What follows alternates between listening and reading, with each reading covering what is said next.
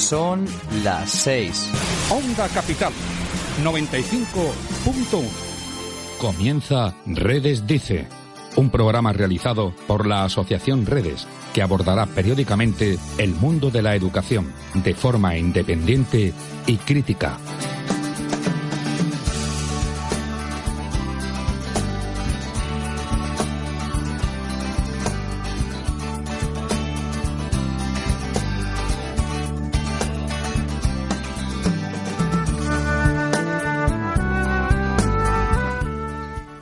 Buenas tardes, una tarde más aquí con vosotros para plantear un nuevo programa de Redes Dice. Hoy tenemos un menú suculento. Vamos a hablar de la selección de directores, que el proceso ha terminado ahora hace poco. Hablaremos también de una película, que es El Buen Maestro. Tocaremos en la segunda parte los movimientos de renovación pedagógica dentro de lo que es nuestra mirada a la historia, y acabaremos hablando de la actualidad de redes. Quería recordaros que podéis dejar notas de voz o llamar para entrar en directo al 644-384-496. Muchas gracias y esperamos que los contenidos sean de vuestro agrado.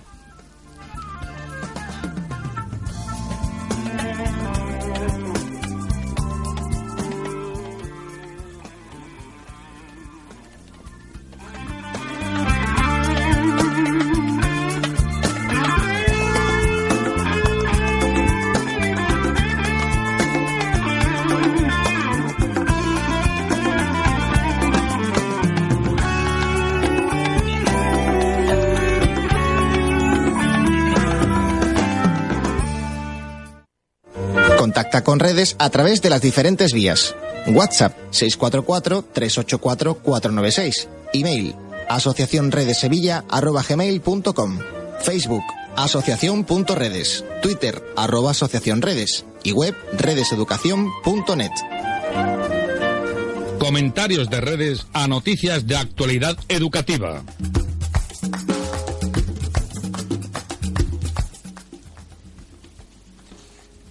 Bien, vamos a hablar de un tema que no está saliendo mucho en la prensa, pero que es un tema fundamental para el funcionamiento de los centros, la dirección de los centros educativos. Desde que salió el 11 no se había realizado un proceso de selección de los directores, porque tenía que salir una normativa nueva, adaptada a la 11, que, se aplicara en Andalucía. Esa normativa ha tardado en salir, salió en noviembre y a partir de ahí se ha empezado un procedimiento de selección que ha afectado nada menos que a 1.737 centros andaluces. 1.737 centros que desde el mes de enero están en un proceso de selección que ha merecido críticas últimamente aparecidas. Por ejemplo, en el boletín de redes en mayo ha aparecido un análisis de la selección de directores, tanto por el modelo como por el procedimiento. Un sindicato de los inspectores, USIE, también ha sacado una nota titulada Nunca más, señora consejera, criticando como un desastre todo el procedimiento. Hay un artículo en Diario de Sevilla el 17 de mayo que con mi compañero José María Pérez hemos analizado un procedimiento y el modelo, y por último en el grupo Vocento hace poco salió un nuevo artículo. Bien, para analizarlo vamos a hacerlo desde dos puntos de vista, aunque nos hubiera gustado que fueran tres.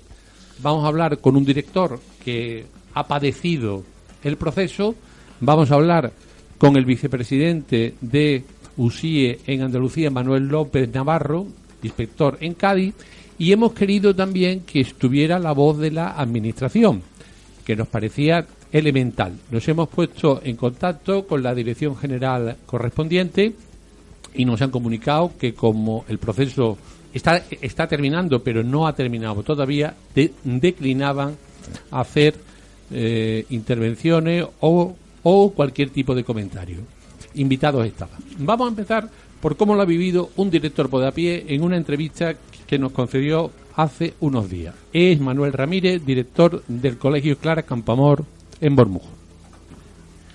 Bueno, estamos con Manuel Ramírez en su despacho, que nos ha invitado para hacerle esta entrevista. Él se ha presentado al procedimiento de selección de directores, aunque es un director ya con mucha experiencia. Este procedimiento sí ha sido nuevo para él. Y le queremos preguntar, por lo tanto, como tiene experiencia, pero es nuevo el procedimiento, ¿qué le ha parecido todo el proceso que ha vivido o que ha padecido? Buenas tardes, Pedro.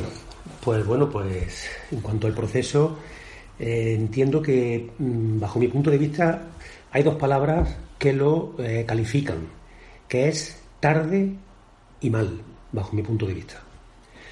Tarde porque desde hace ya mucho tiempo la LOMCE está implantada en todos los niveles educativos y faltaba la normativa que regulase el proceso de selección de directoras y directoras. Entonces, tarde porque esta normativa no salía y, si no recuerdo mal, han sido 4 los años en los que los directores y directoras han sido nombrados de forma extraordinaria por un año, y creo que han sido 4 cursos. Esto ha provocado, bajo mi punto de vista, una sensación de provisionalidad en estos puestos, en estos cargos directivos, de incertidumbre. No se sabía si esto termina ya, no termina, y lo que me parece mucho más grave, cuando te nombran, y yo me he visto en esta piel durante un curso, sin proyecto de dirección. Entonces, bueno, gestionando algo, pero un poco sin saber dónde se va a ir. Vas a ir, tiras de oficio, sabes que en este mes la escolarización, sabes que en este otro mes son las pruebas de escala, tirando de oficio, pero sin un camino. Es como un barco que navega sin rumbo. Entonces, digo mal por eso. Durante todo este tiempo ha dado tiempo para pensar en cómo hacerlo, y por eso digo, en segundo lugar, que es mal. Porque la normativa al final ha dejado insatisfechos a muchos profesionales, desde inspectores a todos los profesores. ¿Y el procedimiento cómo ha sido? ¿Qué tú lo has tenido además que padecer? Bajo mi punto de vista en este tema, yo me he sentido, por un lado, ahora sí, ahora no, ahora sí, ahora no. El proceso en sí lo he visto como demasiado rápido. Yo he estado en este proceso y era todo como con muchas ganas de acabar. Muchas ganas de acabar porque, claro, las comisiones, había 200 millones de comisiones de selección, los inspectores, las inspectoras, no sé cómo han podido dar abasto a tantísimo procedimiento, porque, claro, son 4 o 5 cursos sin haber proceso. Entonces, cuando me ha tocado a mí, pues yo tenía la gana de explicar mi proyecto con más tiempo, de una forma más clara, que la gente supiera exactamente qué es lo que propongo. Entonces, el proceso para mí ha sido un poco como un visto y no visto, y luego, pues, entiendo también que es mal porque, bajo mi forma de ver este asunto, la composición de las comisiones de selección dejaban poca representatividad a los centros. No sé, o sí lo sé, o sí lo intuyo, qué pretende la administración cuando forma una composición, cuando compone una comisión de selección donde haya mucha más representación de la administración, en muchos casos sin saber quién los ha nombrado ni de qué manera, debajo de qué criterio. ¿Con qué criterio? Entonces, me parece que tarde y mal el proceso. Y independientemente del procedimiento, que es verdad que ha estado plagado de mucha incidencia, ¿tú cuál crees que es el modelo de director que se persigue, que se busca? ¿Hay un modelo de director buscado en toda esta normativa? Aparentemente sí. Pienso que aparentemente sí, porque la propia norma, la orden, dice que se buscan directores que asuman el desarrollo del proyecto educativo de los centros mediante el ejercicio de su liderazgo educativo y como resultado de una profesionalización creciente. Teóricamente el modelo lo tienen. Ahora, la forma en que buscan a ese líder pedagógico ya es más dudosa. Porque parece ser que se apuesta por una dirección cada vez más profesionalizada, donde haya una persona que lidere, fundamentalmente pedagógicamente hablando, el asunto, pero sin embargo luego a la hora de lo que la misma norma regula, yo no veo por dónde se busca ese líder pedagógico, porque da igual acreditar unos méritos académicos y profesionales que vayan en la línea de dinamización de grupos, de formación específica para cargos directivos, que un curso que hagas en el CEP de baile de salón. Entonces, me parece que es un poco chocante este asunto. Por un lado, se dice que se pretende buscar el líder pedagógico, pero luego no sé, la normativa no ampara, no busca a esa persona. Y por si acaso, Manolo, y por terminar ya, la consejería oyera tantas quejas que está habiendo este año y modificara en algo el proceso para el año que viene, ¿tú harías alguna propuesta en concreto? Ahora que estamos en el tema de repensar la primaria, yo repensaría la normativa. Repensaría esta normativa, porque evidentemente yo creo que la misma consejería se ha dado cuenta o se estará dando cuenta de los problemas que ha generado. Evidentemente yo no creo que quisieran meterse en este jardín, pero evidentemente habría que repensarla. Y ese repensarla iría por dibujar más concretamente y más claramente ese perfil de director que se busca, de directora que se busca, y luego poner la lupa para saber, para poder discernir cuál es ese líder. Y evidentemente, de forma paralela a esto, aparte de lo que dibuje la normativa, es fundamental, si se atiende a ese perfil en el que parece que casi todos estamos de acuerdo, la formación de esos profesionales es vital. Se están convocando desde hace un par de cursos unos cursos de dirección a los que es complicadísimo acceder. Yo animo a mi claustro año a año a que alguien vaya tomando el testigo, porque no vamos a durar siempre, ni queremos durar siempre en esto. Y es que los pobres compañeros y compañeras no entran de ninguna de las formas en ese curso. Entonces, formación y legislación. Pues muchas gracias, Manolo, por colaborar con el programa de Radio Redes Dice, porque eres una opinión con experiencia y muy autorizada. Muchísimas gracias por atendernos. Pedro. Comentarios de redes a noticias de actualidad educativa.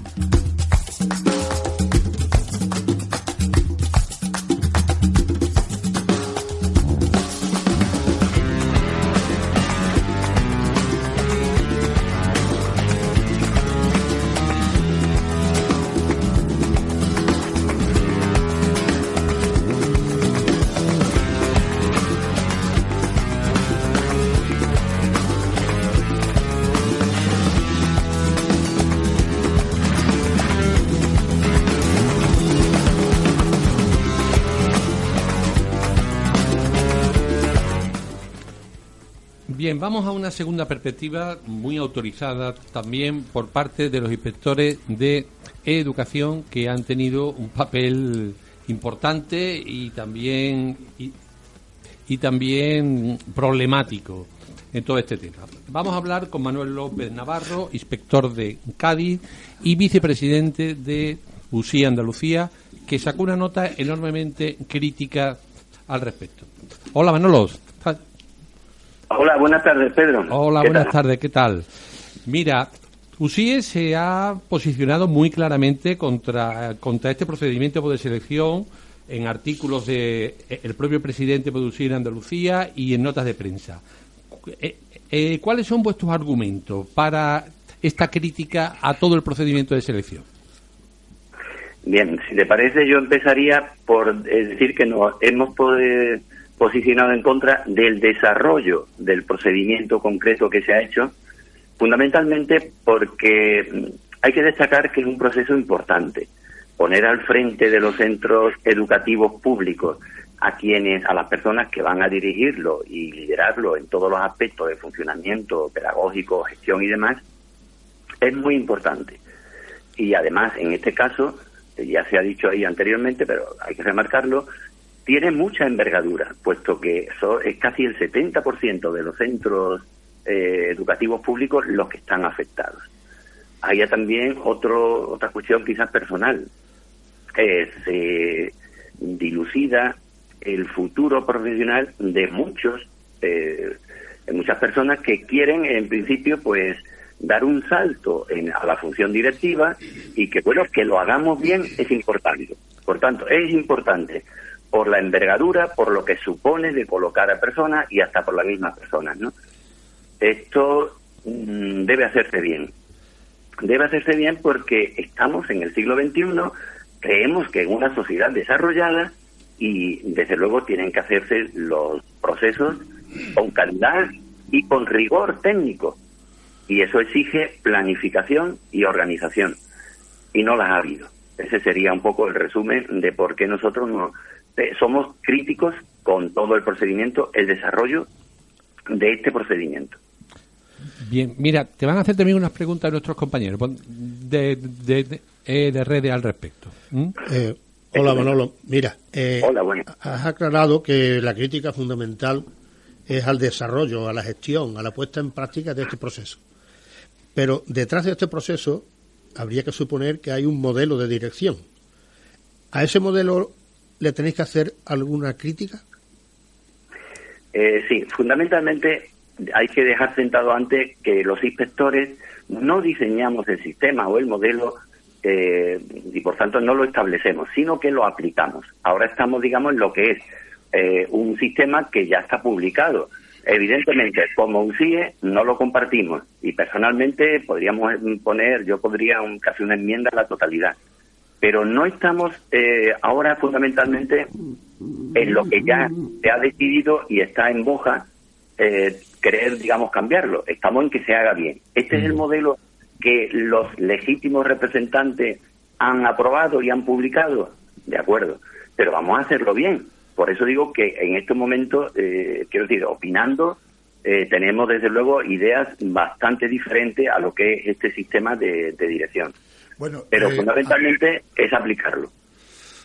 Mira, soy Andrés del equipo de Red de la radio. Encantado. Dices que haríais una enmienda a la totalidad al modelo de director que se procura con este procedimiento.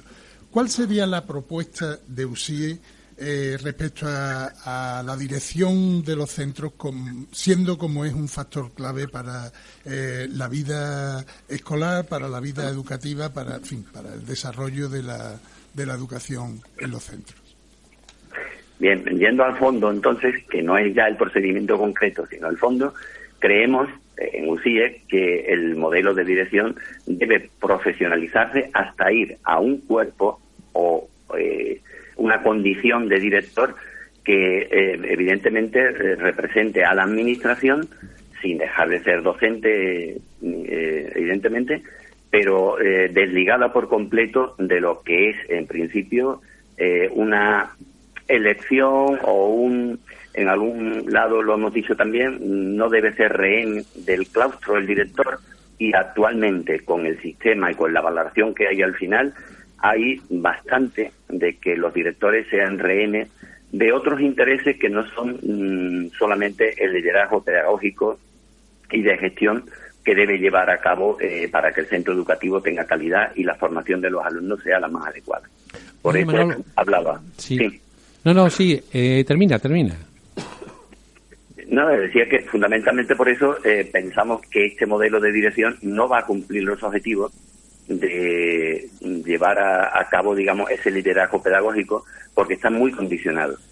Y al estar muy condicionado desde la selección, que podemos decirlo, que no responde poner una valoración técnica para una comisión donde hay muchos miembros que no son técnicos, no son expertos, y por tanto tener que pronunciarse sobre una serie de ítems en el proyecto de dirección que no llegan a entender, pues no tiene mucho sentido. Mira, Manolo, y ya para terminar, porque se nos acaba el tiempo, una pregunta ya que los dos somos compañeros y somos inspectores. Claro, todo este procedimiento ha dejado a los inspectores en un papel un poquito difícil, difícil al respecto, ¿no? Lo hemos vivido, digamos, de una manera un poco angustiosa, ¿no? ¿Cómo lo has visto tú eso? ¿Qué papel han tenido los inspectores en todo este procedimiento? Incluso, te digo más, si sería necesario exigir algunas responsabilidades sobre cómo ha sido todo este procedimiento. Pues los inspectores lo hemos aplicado, lo estamos aplicando porque no ha terminado, yo diría que con toda la disposición y buen hacer de la inspección. Pero nos falta que estuviera organizado y planificado por quien se encarga de la gestión, que es en principio la consejería, y nos diera, pues, desde unas instrucciones adecuadas, que las lagunas que tiene la normativa, que es general, un decreto y una orden, pues no contemplan los detalles del proceso, hubieran sido necesarias unas instrucciones. Uh-huh. Hubiera sido necesario que se cumplieran plazos, que la plataforma educativa Seneca, donde se registran los documentos y demás del proceso, pues que estuviera a punto y en plazo. Y por supuesto que quienes tienen que cumplir una serie de pasos, como es la aceptación de las candidaturas, pues que lo hubiera hecho en su momento, no publicando las admitidas cuando más de 110 no cumplían requisitos. Efectivamente. Y además, no solamente eso, sino que luego en una parálisis no reacciona. Hay instrucciones verbales que en unos sitios se cumplen, que en otros no.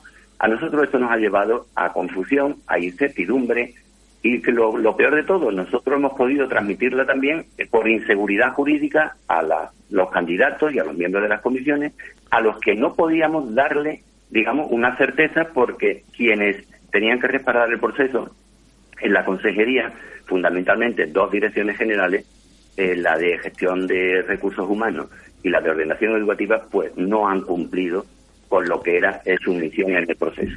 Muy bien, Manolo, pues muchísimas gracias. Creo que ha quedado muy claro los argumentos de UCI al respecto, y te damos las gracias por haber participado en el programa y por dar por la cara, como no han hecho otros, no, pero que sí, en este caso pues lo ha hecho UCI. Muchísimas gracias, y hasta otra. Encantado, buenas tardes. Buenas tardes.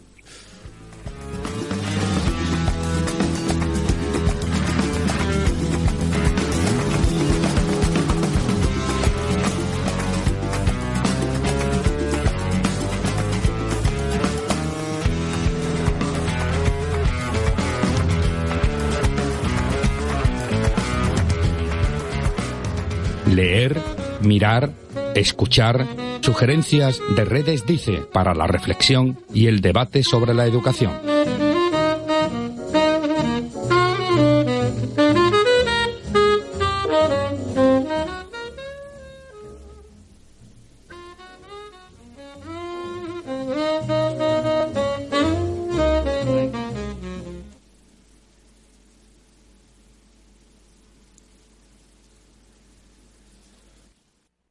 Le presento a François, catedrático de letras en el Instituto Henri IV. Un instituto de gran nivel. Penelope, un 5. Resulta muy aburrido de leer, ¿sabe? París todavía se salva, pero los suburbios... Mandan a profesores jóvenes totalmente inexpertos. Por el contrario, habría que enviarles profesores experimentados. Agat Kaufman me habló de su deseo de pedir el traslado a un instituto de los suburbios. Escucha, con los alumnos, hazte respetar desde el principio. Me llamo François Focal. ¡El profesor Focal! ¡Pelea! ¡Vale! ¿Por qué siempre hacen el chip? Vuelva a su sitio. Su cuaderno, démelo, por favor. No soy su perro. ¿Qué vas a hacer? ¿Me vas a pegar? Cuando llegaste ya vimos que ibas a darte cabezazos contra la pared y ahora nos das lecciones de moral. Seidu non belewan pasé, 1 hora de castigo. ¿Qué he hecho? 2 horas. ¡No he hecho nada! 4 horas. ¿Qué tal el instituto? Oh, perfecto. Cada vez es peor. No puedo más con este colegio y estos críos. Es imposible darles clase, no lo consigo. Acumulan malas notas y humillaciones. Y por tanto se creen tontos, ¿no te das cuenta? Señor, ¿puedo ir a mear? Yeah. Por mi madre que me meo vivo. Haremos un ejercicio de gramática. Qué pesado con su gramática. Tenemos pues, tengo ganas de mear. ¿Por qué? Por mi madre. Haga los deberes que se le piden y todo irá bien.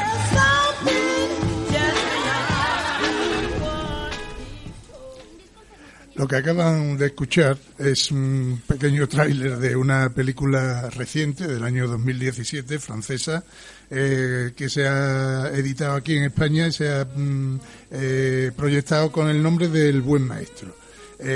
sobre esta película, nuestro colaborador y compañero José María Pérez va a hacer una reseña que espero que sea de mucha enjundia, como suele ser habitual en él. Buenas tardes, José María. Buenas tardes, Andrés. Buenas tardes a los demás compañeros de la mesa. Encantado de volver a hablar con vosotros. Efectivamente, El Buen Maestro, una película reciente, de reciente estreno en España, se ha estrenado en el 2018, aunque una película de 2017 que se encuadra dentro del subgénero de la educación, un género ya clásico en el cine francés y que incluso se remonta también a antecedentes como aquella clásica película de Rebelión en la jaula de Sidney Poitier en Estados Unidos. El Buen Maestro es una película recomendable de ver, aunque no es una gran película, no va a pasar a la historia del cine, pero sí porque produce o lleva a una reflexión sobre un tema crucial en la educación pública, cómo se afronta la relación con jóvenes que no quieren saber aprender o que no quieren aprender en los modelos usuales de aprendizaje que se les proponen. En esta película, François Foucault, curiosamente así se llama el profesor, en un guiño al filósofo francés, un profesor de mediana edad, François Foucault, de un instituto de élite del centro de París, el Instituto de Enrique IV, se le propone o acepta una plaza en un instituto del extrarradio de París, un instituto conflictivo, con un alumnado de una alta conflictividad, en el marco de un proyecto del Ministerio de Educación que pretende demostrar que profesores de otros institutos pueden impartir clases en esos centros del extrarradio conflictivos y difíciles. A mí la película me interesó especialmente porque en ella se ve perfectamente la evolución del profesor, el sufrimiento del profesor cuando afronta una realidad en la que no puede aplicar las reglas, la didáctica que ha venido aplicando a lo largo de toda su vida, y la transformación que se produce en él mismo y en sus métodos para dar respuesta al alumnado que tenía delante. Todo esto significado especialmente en la relación con un alumno de raza, de etnia negra, que es especialmente conflictivo y con el cual se vincula. Curiosamente, y para terminar esta pequeña referencia a la película, el profesor utiliza la novela Los Miserables de Víctor Hugo, adaptándola, por supuesto, y conectándola con los problemas de la realidad de esos chicos de ese instituto conflictivo para engancharlos hacia la reflexión, hacia la lectura y, en definitiva, hacia el deseo de aprender que él consigue finalmente en los mismos.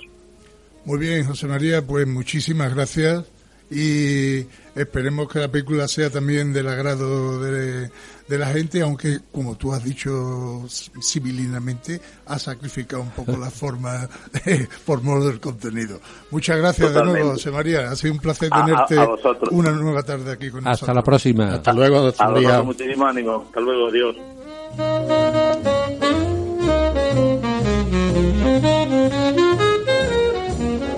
Onda Capital 95.1. El secreto del éxito para tu empresa lo tenemos en Onda Capital. Potencia tu imagen de marca apostando por un patrocinio dinámico, efectivo y económico. Tenemos la garantía de todas las empresas colaboradoras de esta emisora. Ponte en contacto con nosotros a través del 644-384-496, 644-384-496 o mándanos un email. hola@ondacapital.es. hola@ondacapital.es. No esperes más. El secreto del éxito lo tienes aquí, en la 95.1.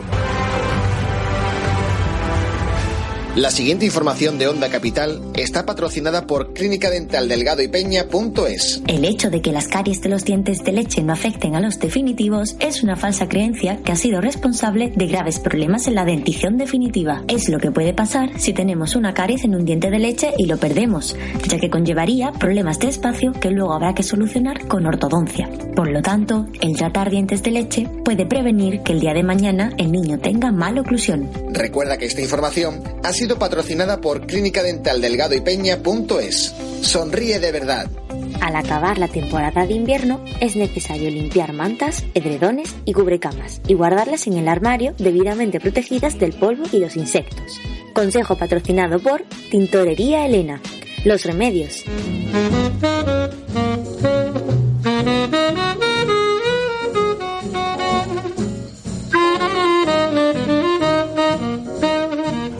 Contacta con Redes a través de las diferentes vías. WhatsApp 644-384-496. Email asociacionredesevilla@gmail.com. Facebook asociación.redes. Twitter @asociacionredes. Y web redeseducación.net. Carta de Louis Germain a su discípulo Albert Camus, al que denominaba simpático hombrecito, firmada el 30 de abril de 1959. Mi querido Albert, he recibido enviado por ti el libro Camus, que ha tenido a bien dedicarme su autor, el señor J.C.L. Brisbille. Soy incapaz de expresar la alegría que me has dado con la gentileza de tu gesto y no sé cómo agradecértelo. Si fuera posible, abrazaría muy fuerte al mocetón en que te has convertido y que seguirá siendo siempre para mí mi pequeño Camus. Todavía no he leído la obra, salvo las primeras páginas. ¿Quién es Camus? Tengo la impresión de que los que tratan de penetrar en tu personalidad no lo consiguen. Siempre has mostrado un pudor instintivo ante la idea de descubrir tu naturaleza, tus sentimientos. Cuando mejor lo consigues es cuando eres simple, directo y ahora bueno. Esas impresiones me las dabas en clase. El pedagogo, que quiere desempeñar concienzudamente su oficio, no descuida ninguna ocasión para conocer a sus alumnos, sus hijos, y éstas se presentan constantemente. Una respuesta, un gesto, una mirada son ampliamente reveladores. Creo conocer bien al simpático hombrecito que eras, y el niño muy a menudo contiene en germen al hombre que llegará a ser. El placer de estar en clase resplandecía en toda tu persona. Tu cara expresaba optimismo, y estudiándote nunca sospeché la verdadera situación de tu familia. Solo tuve un atisbo en el momento en que tu madre vino a verme para inscribirte en la lista de candidatos a las becas. Pero eso fue por lo demás en el momento en que ibas a abandonarme. Hasta entonces me parecía que tu situación era la misma que la de todos tus compañeros. Siempre tenías lo que te hacía falta. Como tu hermano, ibas agradablemente vestido. Creo que no puedo hacer mejor elogio de tu madre.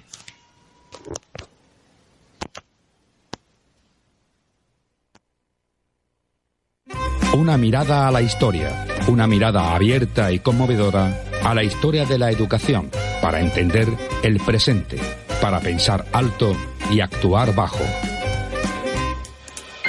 Questa mattina mi sono alzato, oh bella ciao, bella ciao, bella.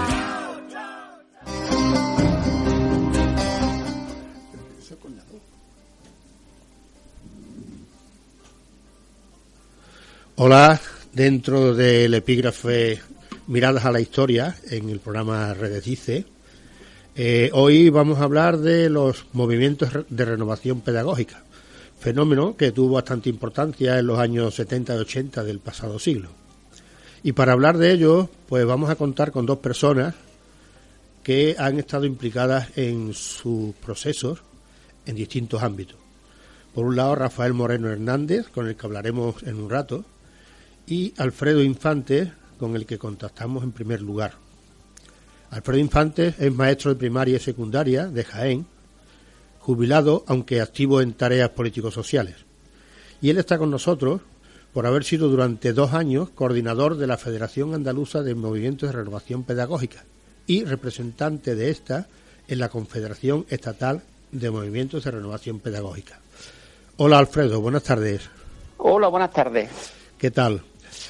Pues muy bien, bueno, esperando pues, vuestra llamada. Aquí estamos para hablar un ratito contigo sobre este asunto. Muy bien. Te voy a leer una pequeña definición de Jaume Martínez sobre los movimientos de renovación pedagógica, pero lo que quiero es que tú me amplíes esa definición desde tu punto de vista. Dice así: son grupos de profesores y profesoras que se organizan para la autoformación con el fin de mejorar las prácticas en la escuela y en el aula. ¿Qué más se puede decir? que son los movimientos de renovación pedagógica. Creo que te refieres a una frase de Jaume Martínez Bonafé, ¿no? Efectivamente. Sí, pero evidentemente hay que completarla, y porque se queda corta, no lo dice todo. Los movimientos de renovación pedagógica no solamente son eso y mucho más, porque en esa definición que hace Jaume le falta la dimensión política, en el sentido de que los movimientos de renovación pedagógica suponen también una alternativa al modelo clásico de escuela, y una alternativa a la formación clásica del profesorado. Los movimientos de renovación pedagógica siempre se han definido como alternativos, y por tanto propugnan un modelo diferente de escuela pública y un modelo diferente de formación inicial y permanente del profesorado. Y por supuesto, si propugna un modelo de escuela pública diferente, también propugna un modelo social diferente. Buenas tardes, Alfredo. Buenas tardes. ¿Podrías explicar cómo surgen y cuándo, en qué lugares surgen los movimientos de renovación pedagógica en España en el siglo XX? No, que va. Surge, podríamos hablar de que surge a finales del siglo XIX, pero tienen una gran vigencia en los años de la República. En los años de la República, una gran cantidad de profesores y de profesoras se reúnen para intentar cambiar, y se reúnen y se organizan para intentar cambiar la escuela tradicional, la escuela antigua, la escuela que se desarrollaba en aquellos años. Lo que ocurre es que con el fin de la República, con el golpe de Estado, pues esa experiencia, sobre todo desarrollada desde la Institución Libre de Enseñanza, o desde las misiones pedagógicas, o desde la Escuela de Ferrer y Guardia, o tantos otros movimientos que hubo, esas experiencias desaparecen, acaban con ellas. Muchos de los profesores, de los maestros, de las maestras, son perseguidos, cuando no eliminados, y parece que pudiera pensarse que desaparece la renovación pedagógica en España, pero no. En los años 40, en plena represión, vemos cómo perviven estos movimientos, como perviven profesores y profesoras que quieren seguir cambiando la enseñanza, y se mantienen durante los años 50 y comienzan a revitalizarse a final de los años 60, sobre todo en Cataluña con la Escuela de Rosa Sensat, o con el movimiento cooperativo de Escuela Popular. Bien, y luego ya Alfredo, en los años 70 surgen los movimientos, como tal conocemos los movimientos de renovación pedagógica. Efectivamente, de esos concretamente, que te voy a hacer la siguiente pregunta. ¿Qué aportaron estos movimientos de los años 60, 70 a las prácticas educativas, y qué influencia ejercieron en las legislaciones que se hicieron a continuación? Aportaron muchísimo. Aportaron un querer cambiar la escuela desde la práctica, y un querer cambiar la sociedad desde la escuela. Ya ves tú, se aportaron que cuando el PSOE entra en el poder a principios de los 80, de alguna manera succiona las propuestas de los movimientos de renovación pedagógica. Él coge su lenguaje, lo capta, lo desarrolla, y también capta a muchas de las personas que militan, que participan en los movimientos de renovación pedagógica, para sus propuestas de transformación de la enseñanza. Luego ocurre que las relaciones con el PSOE se fueron enfriando, y porque no estuvieron a la altura de las propuestas de los movimientos de renovación pedagógica, y eso de alguna manera ha influido en el devenir de estos movimientos. Claro, sí, dime. Mira, Perdona, que me había ido el micro. Quería preguntarte, ¿qué es la Confederación de Movimientos de Renovación Pedagógica? ¿Quiénes la conforman y cuál es la situación actual de los movimientos de renovación pedagógica en este momento? Aunque algo has ido apuntando con esta asunción o, digamos, succión, creo que has dicho tú, por parte del PSOE, de lo que significaron, sí. Bueno, desde finales de los 70, todas estas experiencias que se estaban desarrollando en todo el Estado, no solamente donde empezaron en Cataluña, sino en todo el Estado, quieren y necesitan verse, reunirse, entrar en contacto y de alguna manera poner en común las diferentes experiencias y las diferentes propuestas que están desarrollando.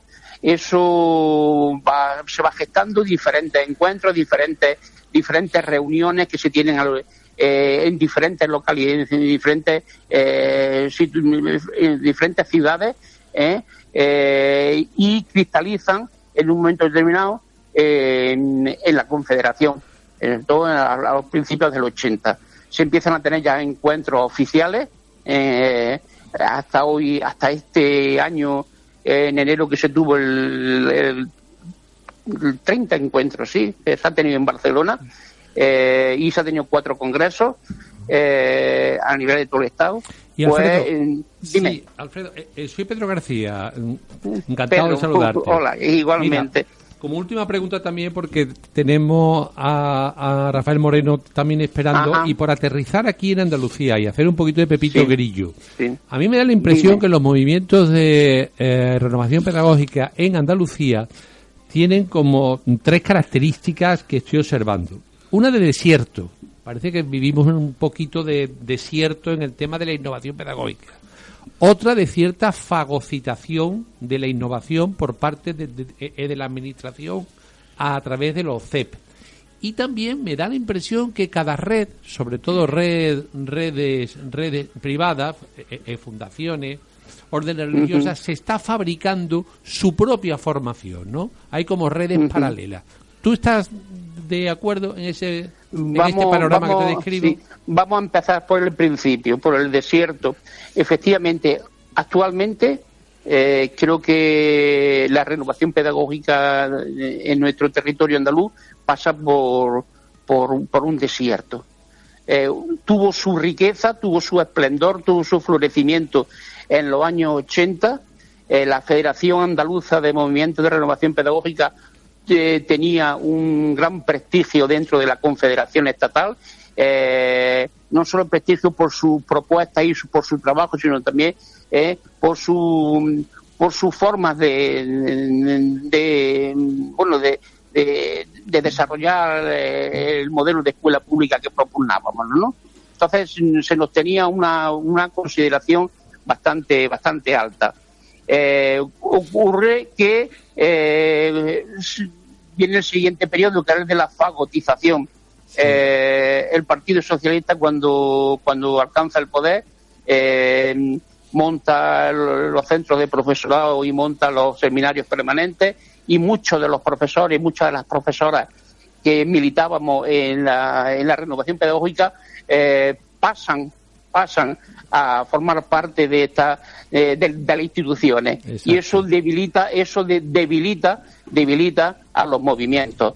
Debilita a los movimientos, los enfrenta y hacen que muchos desaparezcan. Se integran en los CES, en el trabajo institucional, y muchos colectivos y muchas personas. Y eso hace que vaya desapareciendo. Y efectivamente me hablas de la propia formación de los centros privados. Efectivamente, los centros privados hoy, como son muy listos, como el capitalismo es muy listo, se han dado cuenta de que necesitan ser punteros en los temas de de formación del profesorado. O parecerlo, ¿no? O parecerlo, por lo menos parecerlo, sí. Y de hecho están promocionando sus propias formas de formar al profesorado y de intentar cambiar la escuela, pero claro, el cambio de la escuela hacia dónde y cómo, ¿no? Pues veo que estamos con lo que no estamos de acuerdo. Evidentemente, quienes optamos por un modelo de escuela pública no podemos estar de acuerdo, claro. por muy modernas que se presenten las propuestas de la red privada. Veo, Alfredo, que estamos bastante de acuerdo en el panorama. Muchísimas gracias por intervenir en el programa de radio Redes Dice. Vamos a ver ahora otra perspectiva y espero que estemos en contacto en futuras ocasiones. Muchas gracias, Alfredo. Muchas gracias a vosotros. Un saludo, Alfredo. Un saludo y gracias. Adiós.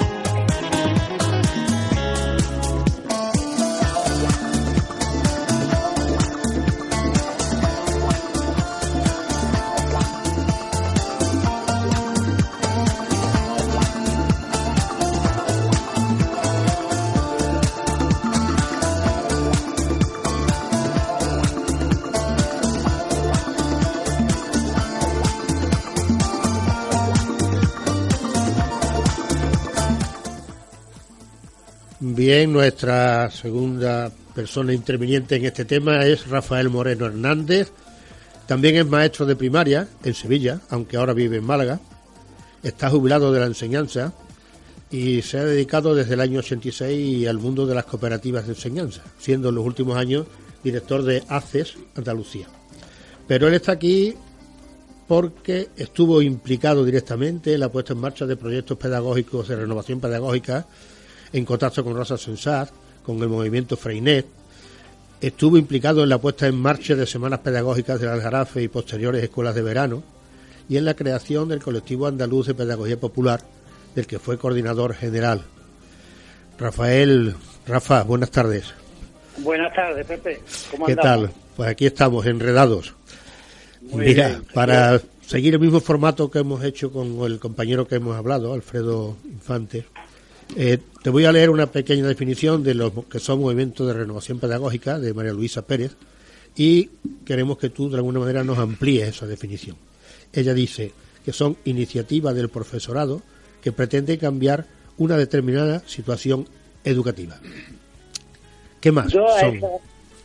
A esa definición, esa breve definición, yo le añadiría que además de profesorado, en esos primeros momentos de los movimientos de renovación pedagógica, nos encontrábamos a los jóvenes pedagogos que empezaban a salir de la universidad, a educadores y a otras personas como psicólogos que también estaban interesadas en el mundo de la educación.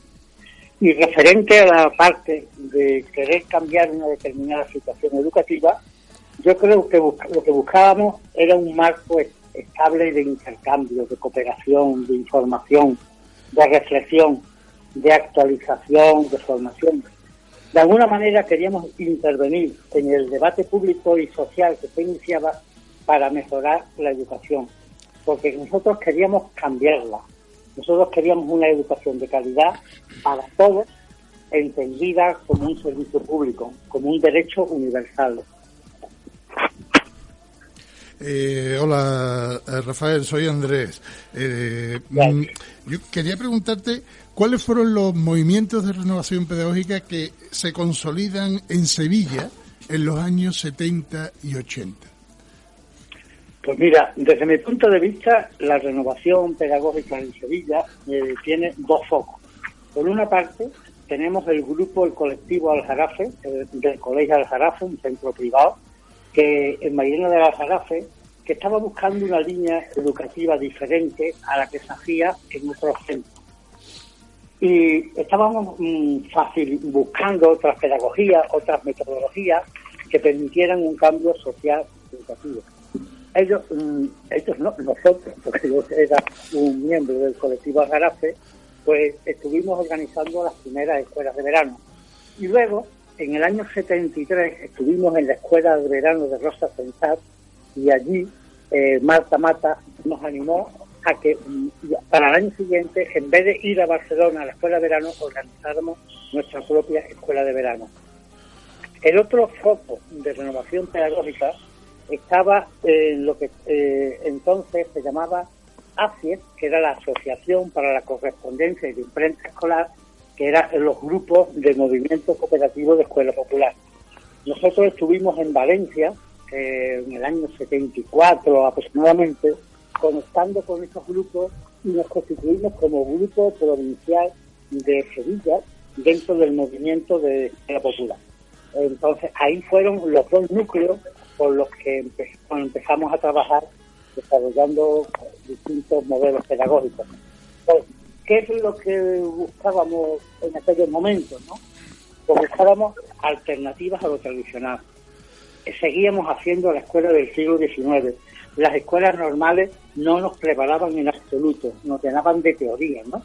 Entonces, como empezábamos a conocer a otros autores, veíamos focos de renovación en otras partes de España, pues empezamos ya a movernos. Empezaban las editoriales a tener líneas pedagógicas más modernas, ¿no? Como los libros de ficha, los conjuntos. Entonces, ese cambio educativo y también nosotros queríamos que fuera en la educación. Y Rafael, soy Pedro García. Hola, Pedro. Encantado de saludarte. Mira, Alfredo Infante ha estado de acuerdo en caracterizar el desierto actual en cuanto a los movimientos de renovación pedagógica en Andalucía. Claro, estar de acuerdo con eso es de alguna manera, y te lo digo un poco, digamos, haciendo de un abogado del diablo, ¿no? Es decir, reconociendo que los movimientos de renovación pedagógica no lograron cambiar el sistema, y que incluso esa fagocitación por los centros de profesorado le han podido servir hasta de coartada a la administración, porque ésta siempre puede decir miren ustedes lo mucho y bueno que se puede hacer si los maestros le echan voluntad, con lo cual la pelota está en el tejado de los maestros, ¿no? ¿Hasta qué punto te explicas tú ese desierto actual y de alguna manera reconoce o no que no lograron cambiar el sistema y que hasta pueden servir de coartada en un momento dado? Hombre, yo creo que los MRP sí cambiaron muchas formas de entender la escuela, ¿eh? Lo que pasa es que el sistema es algo pesado y es lento de cambiar.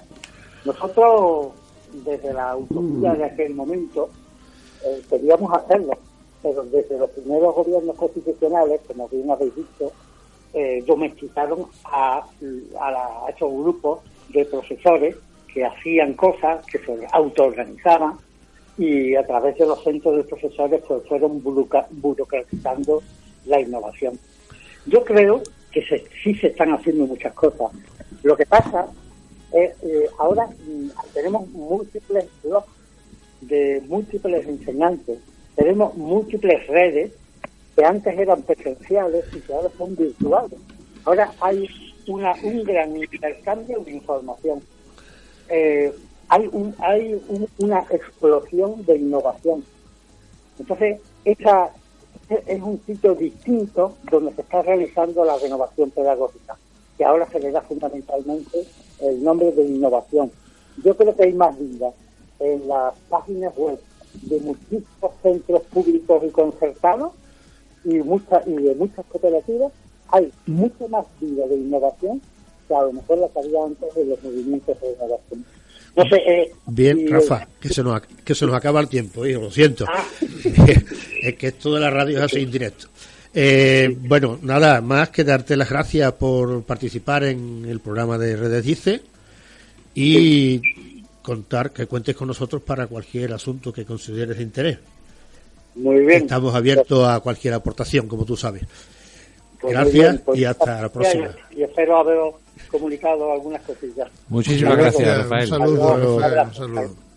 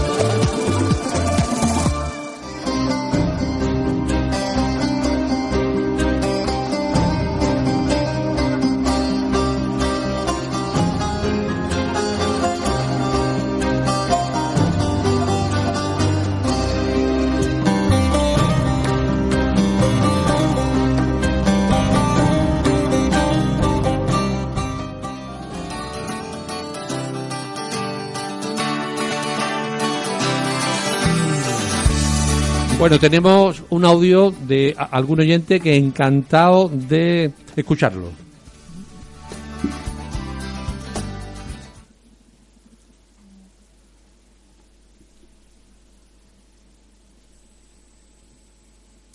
Buenas tardes, enhorabuena por el programa de redes que tenéis. Es bastante importante hoy en día tener un programa de educación en la radio que puedan escuchar a los niños y demás, hombre.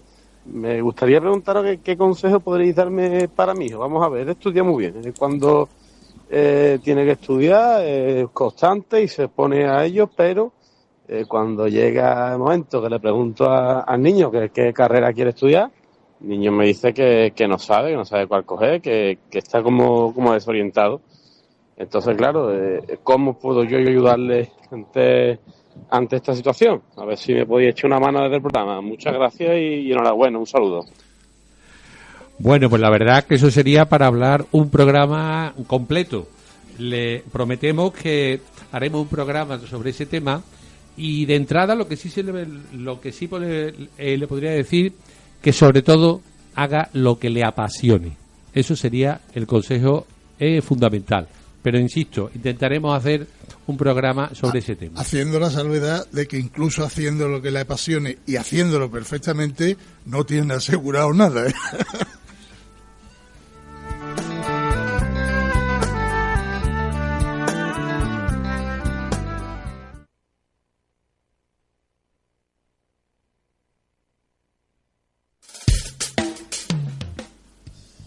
Queremos hacer una aclaración. La cuña que escucharon antes, leída por Puri Oliver, era la respuesta que le da el maestro de Camus a una carta que Camus le había mandado en su día. Fue leída por José María Pérez. Perdón, he dicho Puri. Y ahora va a intervenir Puri Oliver. Y ahora, efectivamente, ahora vais a escuchar en la voz de Puri Oliver pues la carta original de Camus a su maestro.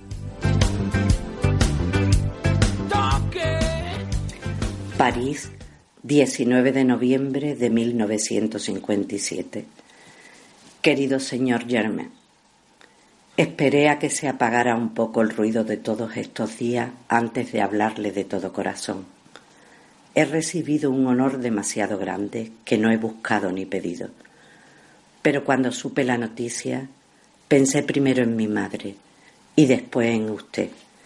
Sin usted, sin la mano afectuosa que tendió al niño pobre que era yo, sin su enseñanza no hubiese sucedido nada de esto.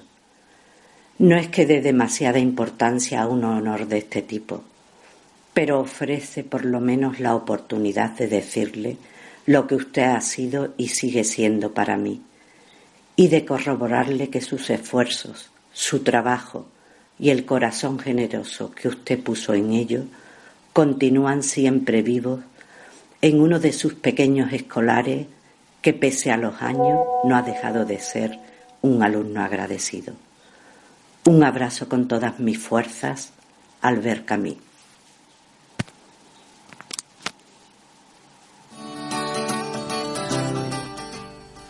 Bueno amigos, pues hasta aquí llegó La Ría. Encantado de estar una nueva tarde con vosotros y animaros a que oigáis el siguiente programa, donde tocaremos, como siempre, temas de mucho interés educativo. Queremos agradecer especialmente a Puri Oliver y a José María Pérez su colaboración con este programa, con la grabación de los audios y con la reseña cinematográfica. Y el programa lo tienen en podcast, en ondacapital.es inmediatamente, con lo cual pueden redifundirlo y se lo agradeceríamos además mucho.